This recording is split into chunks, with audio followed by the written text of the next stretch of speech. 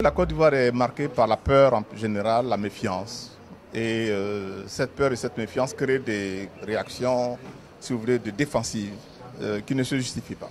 La CEI constitue un problème parce qu'elle reflète toute cette peur et cette angoisse et cette méfiance qu'on sent dans la classe politique ivoirienne.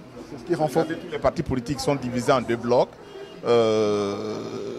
et ça se ressent. Donc on est crispé, tendu, alors que le jeu politique est un jeu qui doit rester un jeu. Nous voulons simplement rappeler au pouvoir qu'il y a eu l'expérience de la CNE, la Commission nationale électorale, qui était dirigée par la société civile et qui a donné un très bon résultat.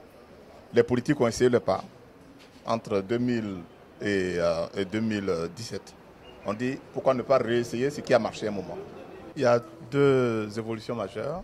La première, c'est que on soustrait un certain nombre d'acteurs de cette commission, les religieux et les chefs traditionnels.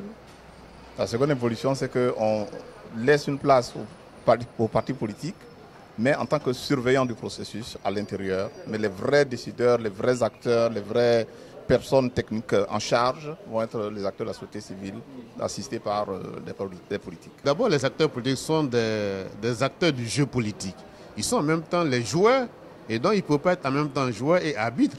Pour nous, il est important que la société civile soit représentée dans cette commission à un certain niveau et dirige cette commission afin que cette institution inspire confiance aux différents acteurs et qu'on ait des élections davantage plus transparentes.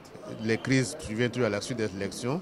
Nous avons un prochain processus qui démarre en 2018 pour 2020. Donc il est important que les réformes interviennent dès maintenant pour que les acteurs politiques aient confiance aux institutions en place et au code électoral et que les textes qui vont régir cette élection soient aussi acceptés de tous et qui reflètent l'état démocratique de la Côte d'Ivoire afin d'avoir des élections apaisées, transparentes et inclusives en 2020.